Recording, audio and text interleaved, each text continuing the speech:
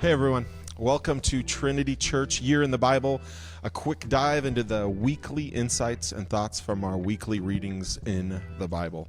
I'm Pastor Matt, and I've got with me again this week Pastor Mike joining me as we jump into our third podcast for this year in the Bible Weekly Podcast.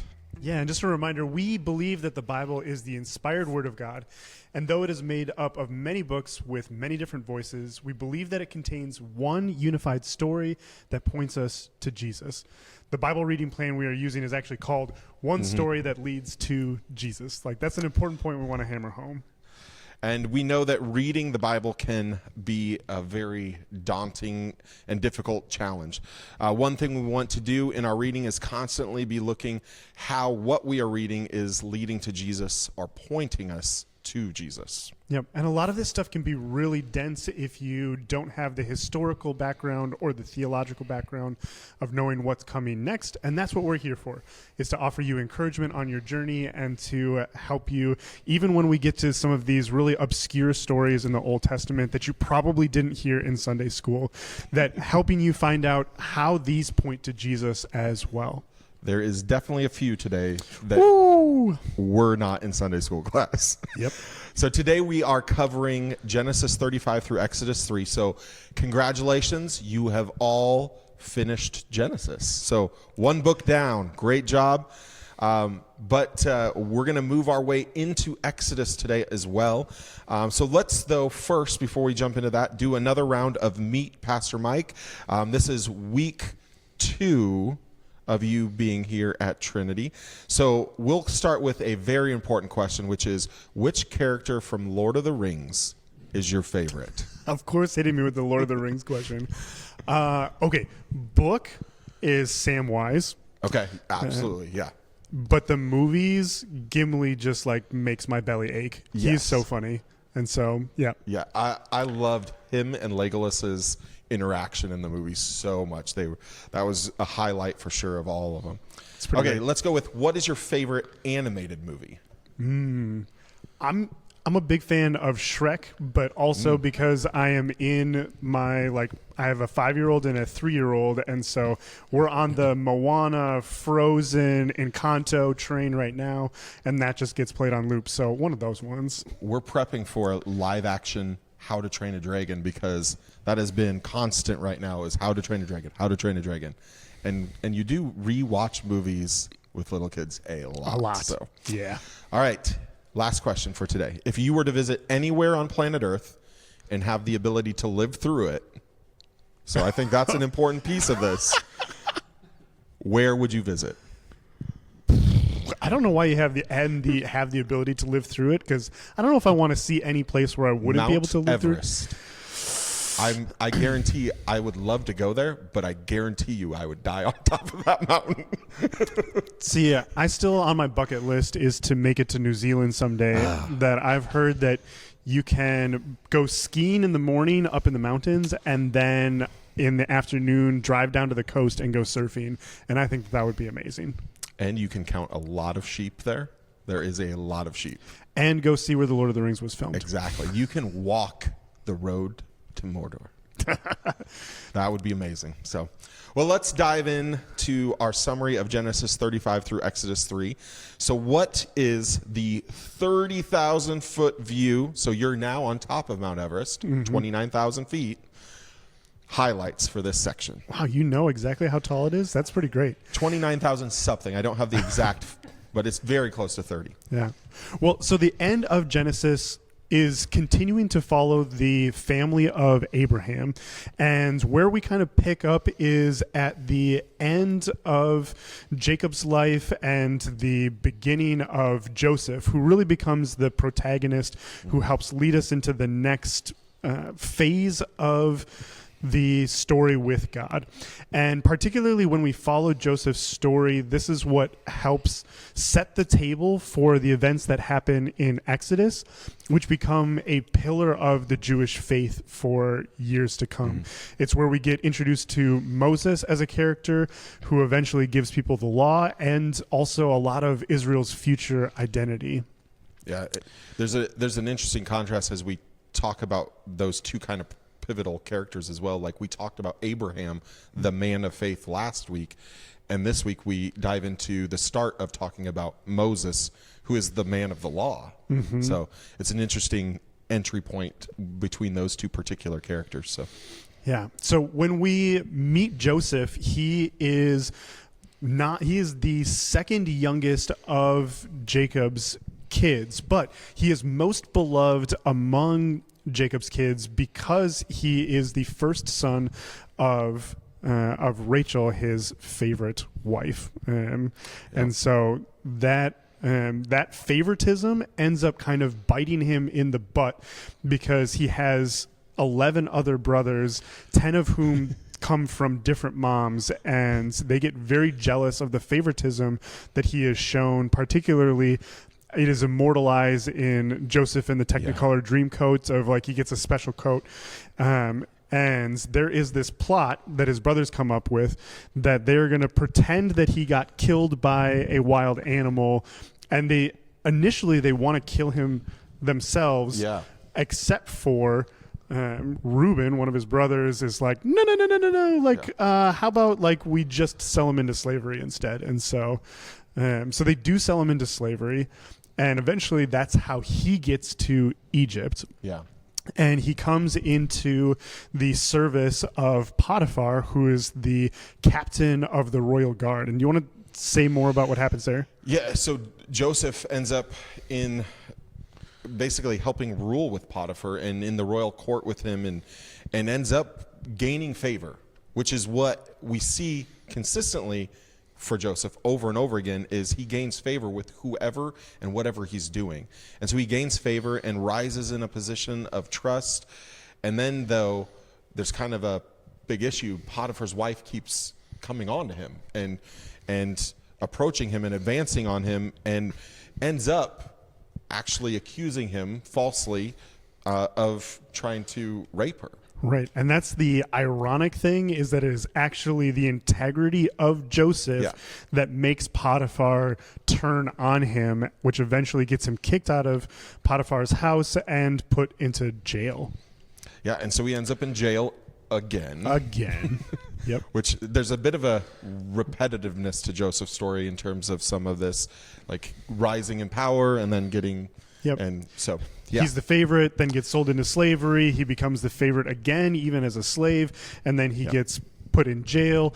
And then he also rises back to prominence by basically interpreting the dreams of the royal cupbearer and correctly predicts what is going to happen in the future based on what their dreams were.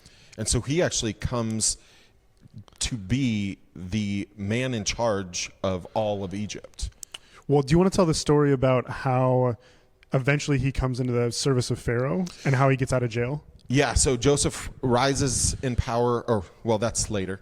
Joseph ends up interpreting those dreams, comes in and interprets some dreams for the Pharaoh, and it's dreams that end up allowing him to gain power in the kingdom, and then Pharaoh actually ends up giving him more and more power through this, and ends up being literally in charge of all of Egypt. He's only second to Pharaoh, but Pharaoh basically is like, I don't really want to work, so here, do everything. And the content of the dream is really, really important. Yeah. So Pharaoh has a dream in which there are 7 fat cows and 7 skinny cows, and the skinny cows end up consuming the fat cows, but then don't actually put on any weight. And so Joseph interprets that as there's going to be 7 good years where there's going to be lots of food, that's an abundance of food, and then 7 years of famine. And that interpretation actually sets up the rest of the story of how he ends up getting reunited with his brothers later. Because eventually, in the midst of the famine, every other country wasn't prepared. But Egypt had prepared because of Joseph's instructions to build up their reserves in those 7 years of massive amounts of production that they had. But the famine has taken everything from everywhere else. And so the brothers end up seeking out help in Egypt because they had heard, hey, you have storage of food and supplies. So they go to them, and they end up finding Joseph, but not recognizing him. No, because the last time they saw him, he was a kid. He was 17, and they were selling him into slavery. And all of a sudden, they're coming into contact with the governor of Egypt, who speaks Egyptian now. And you wouldn't assume is your brother. Right. And so they're speaking to each other in their native tongue and don't realize that Joseph can hear what they're like, understand what they're saying. And so there's this big thing where Joseph gives them food, but treats them harshly, but really wants to see his younger brother Benjamin again. So he's like, bring your other brother Benjamin back. And basically tricks them and deceives them, but eventually like has mercy in his heart on them and kind of gives up the gig. And and they actually reconcile. And then all move to Egypt. So the whole family moves there because there is abundance there still, even in the midst of the famine, which sets us into the book of Exodus, because Joseph and his family are well regarded, well received in Egypt. The Pharaoh loves them, but as with any ruler, rulers pass and fade, and memories fade. And so we come to Exodus 1, and the Israelites end up being oppressed in Egypt. And one of the contextual things that you may not have picked up on is narratively, it transitions really fast from Joseph to Moses and that story. Except for we learn later in Exodus that there is 400 years between the time that Joseph ascends to power and from when Moses is born, which basically means, like, if you are like, how did they forget about Joseph and all the cool things that he did so fast? Well, they didn't. Like, if you put that contextually in American history, that would be like trying to remember the Secretary of the Treasury from 300 years ago. If we wouldn't have had an awesome musical about Hamilton, I don't know how many people would be like, I know Hamilton's story and I know how awesome he is. And most likely, even the people that saw the Hamilton didn't realize that. Didn't realize it either. So let's be real on that. Well, so you have these dual explanations about how there are kind of two things that are proffered, one in Genesis and one in Exodus, on how the Hebrews ended up in slavery. One, which is that at the end of Joseph's story, basically, because of the famine, people sell themselves into slavery to get food. And then at the beginning of Exodus, you hear this story of fear from the Pharaoh that the Hebrews are growing so numerous that they're going to take over. And he doesn't want them to join their enemies, and fight against them. So he is like, we need to get them under control. And so it uses the word multiplied many times in that section, helping you identify that the Egyptians and the people in power in Egypt, Pharaoh, really had a deep fear of this group of people that was multiplying so rapidly. And you kind of pointed out this idea that the 400 years, it basically skips over it with a line of, and they forgot the Pharaoh, a new Pharaoh came into power, and they forgot about the family of Joseph, which means the Israelites, the Hebrew people. So, and then we get to Israel.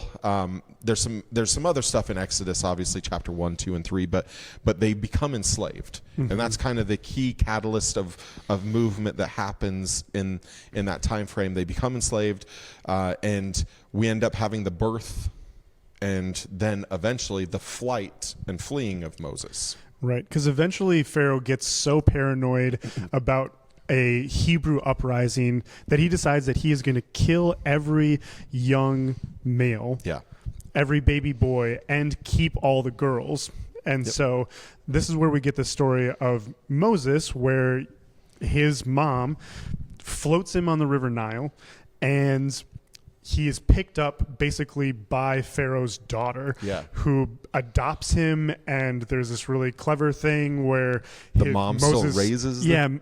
Like Moses' sister Miriam pulls him, like, is like, hey, do you want me to go find a Hebrew wet nurse to like, and she's like, yeah, and brings him back to mom. It does feel weird that Pharaoh is all okay with this. Like, hey, go drown all the babies. Oh, here's one. Can I keep it? Dad? Can I keep it, Dad? Like Moses is like a puppy or something? That's kind of how it plays out. It's like, how does Pharaoh allow that? But it happens. Right. And eventually you get Moses being raised in the house of Pharaoh, and he has to struggle with this dual identity where he knows that he is a Hebrew and is sympathetic to the plight of the Hebrews, but he's in Pharaoh's house. And so when he sees a man being mistreated by an Egyptian slave master, he takes pity on the guy and ends up murdering the guy who is abusing the Hebrew man. Yeah. So he kills an Egyptian. Yeah. And then has to flee for fear of his own life then, and ends up in Midian. Ends up getting married there. And the big story, one of the big picture stories in terms of things that happen through Scripture is the burning bush and Moses' encounter with God at the burning bush. So what is it that happens there? So when we get to the burning bush, we have this conversation that Moses has with God and is frightened by the awesome power of God and how this bush is being set on fire, but it's not being burned up. And Moses asks, who am I talking to? And God's response is, I am who I am, which is, or sometimes even more simply, is just, I am. Yeah. Which is, I think, really profound, that when Moses comes in contact with the creator of the entire universe, there is no other way that God chooses to describe himself other than just to say, I exist. Yeah. What is incredibly remarkable with that as well is this is the same way that Jesus identifies himself in the Gospels. In the Gospels, and we're actually particularly John. Yeah, we're going to be walking into that during our Lenten Wednesday worship services. I am the bread of life. I am the resurrection and the life. Like all these different I am statements. But this is an important connection that Jesus identifies himself with in those things that is really just completely showing back up here in the burning bush of this connecting point. So yep. And where we kind of end our story is in this kind of climactic moment in which God has tapped Moses to be the one to deliver the Hebrews out of Egyptian slavery, and promises to be with Moses and to basically back him up as he goes back to Egypt and frees the Hebrew slaves. And he wasn't all that excited about that either. No. And I feel for him. I understand. Like, again, he has this dual identity, and also like he left Egypt because he was afraid that everybody was going to try to kill him. Yeah. And so, well, imagine the accusation of, okay, I killed somebody. Now you're telling me to go back to the place where I'm wanted for murder. Not to mention, hey, go confront Pharaoh and tell him to release my people. Yeah. Like, this is a pretty big thing that God is asking him to do. And obviously God says, I will go with you and be with you in the midst of this, but it's a big ask. So, and that's where we kind of end our Exodus chapter 3. Genesis has had a lot in it, and obviously we've entered in Exodus, but congrats to everyone. Congratulations. Great job on walking through the first book of the Bible. Yeah, and you'll notice that in our recap, we intentionally skipped over some of the more spicy stories of Judah and Tamar, and even the story like getting into the depths of Potiphar's wife and Joseph. So if you want to have a discussion about that, then let's have it in the comments. Yeah. But we're going to keep this PG. Yeah, Chris is going to cover it at youth group, I think. Right? Oh, yeah, perfect. Good luck, Chris. So you want to hit us with some key highlights? Yeah, let's go key highlights. So kind of things that are major things that maybe we need to sit in a little bit longer. So let's talk about Joseph fleeing Potiphar's wife. So this is Genesis 39. Yeah, so Joseph is a really fascinating character because it seems like he is both full of himself and also completely faithful to God at the same time. Yeah. That he is someone who both I understand why his brothers find him annoying, and also seems to be someone of complete integrity at every turn. And so even as he is gaining notoriety in Potiphar's house, as Potiphar's wife is soliciting him, he rejects her advances enough so that he's like, and he claims God as the reason why he's doing it. Yeah. That he knows that it would be disgraceful to God first before even dishonoring his master. Yeah. So I have a weird comparison with this because Joseph is like incredibly boastful to his brothers, but oblivious to it. Yeah. Like it is weird because he doesn't see like how it bothers them and that he is boastful. It's just like, I'm naturally great at everything. And it reminds me, I don't know if you would know this song, but Kenny Rogers, I Am the Greatest. I don't know that song. No. You should check it out. It is literally it's a song about a little boy that says he's the greatest batter of all time, and he throws the ball up to himself. Strike one, strike two. He keeps missing, and then strike three happens, and then the end of the song is literally, I didn't even know I was that great of a pitcher. That's great. So boastful, but also incredible integrity. It's just it's really interesting. Joseph's a fascinating person to read more on. So this leads Joseph into Egypt. We didn't cover the Joseph ends up with Potiphar. We kind of covered that before. And talked about the jail, getting out of jail, and so eventually he becomes governor of all of Egypt. Yeah. And he ends up reuniting with his brothers. We covered that quite a bit as well.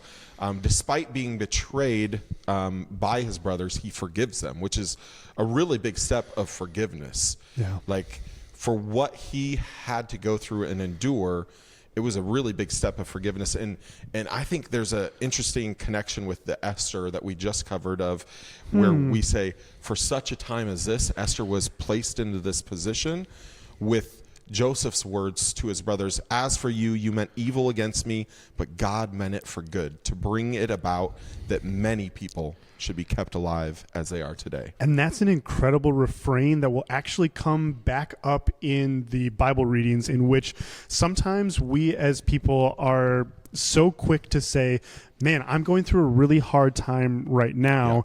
Yeah. God must be wishing evil on me. And yet sometimes it is through the most difficult circumstances in which God is actually taking the evil done against us and turning it into good. Yeah. And that's a big struggle for us as people of faith, to be able to remain faithful to God's vision for us and God's plan for us, even when we are personally feeling oppressed and that we're struggling. It is very hard in the midst of things to see outside of that ourselves and outside of our situation. So, yeah. So Exodus. Yeah, when we get to Exodus, we see this really big change where Abraham's family had been in the promised land and they were thriving, and Isaac and Jacob, and then eventually Jacob's sons are all prospering.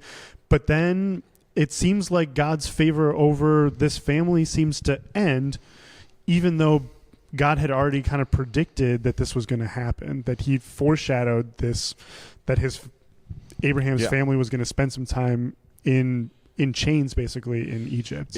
And it's interesting, you kind of mentioned that they left the promised land. Yeah. But God promised them the promised land. And right? It's like, wait, we're taking a detour back into Egypt and into slavery. And there's no food in the promised land either. Yeah.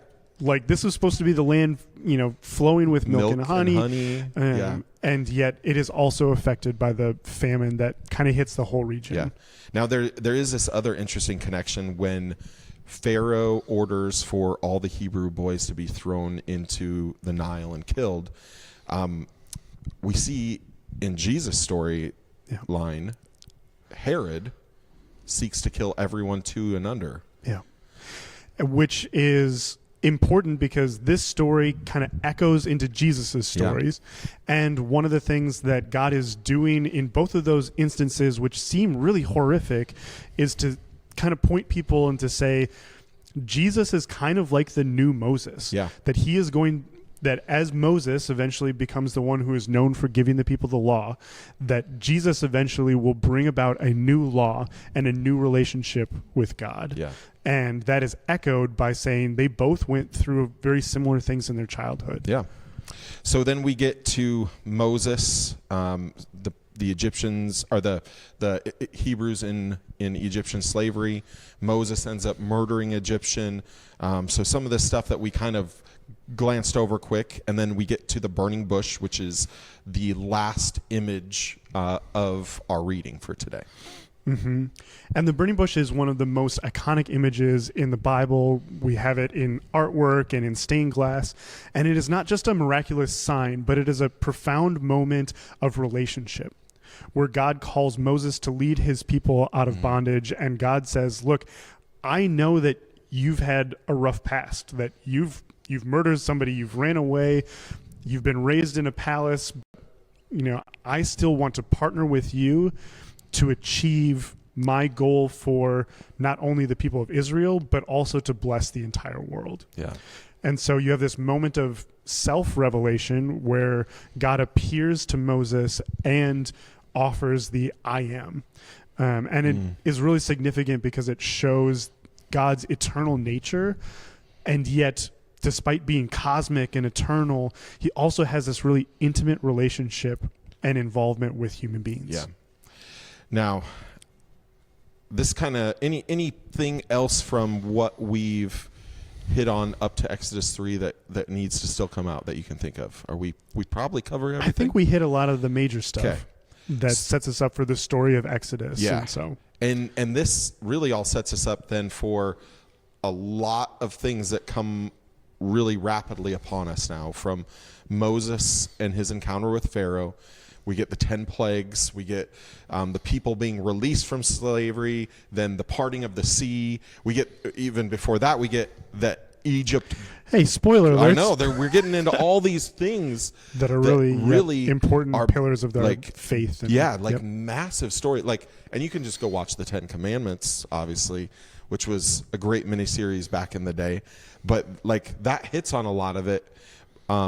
So this will be a great week if you have time to go back and watch some of those classic things like that are, you're going to discover also that not all of those were very accurate as well, but there's some great things in those that are great reflections back on this bigger picture story of Moses, the 10 plagues that we're about to walk into next week. Yeah. So we have a winner also. Oh, yeah. That's important. We've got to remember to do this each week. So last week, Rachel won. Rachel Staub. This week, Ann Arnold. Congratulations. Congrats. Trinity Cafe drink. Come get one. We'll let the cafe know that you're coming. Enjoy. So if you want a free drink, comment, share. Comments is what we actually count, though, but still like and share. So that we know that you're watching, listening, and we'd love you to engage and ask questions. We had some really great questions last week. So, yeah, some really good questions. And as we can, we'll try to answer some of those questions in the comments and kind of keep the discussion going. And you guys can have conversations amongst yourself. There is a lot in these chapters, I think, particularly because everybody is so human and broken. Yeah. And the stories of both faithfulness and faltering are side by side with each other. And so being able to talk about what are the things that we want to emulate about these characters and what are the things of this is just kind of true to how broken human beings are, I think makes really good conversation for the comments. Yeah. And as we said at the beginning, everything that we're reading is pointing us to Jesus. Yep. So let us know where you see Jesus in the midst of your reading in Old Testament with us. So thanks for joining us, and see you next week for the continuation of Exodus. Thanks, everybody.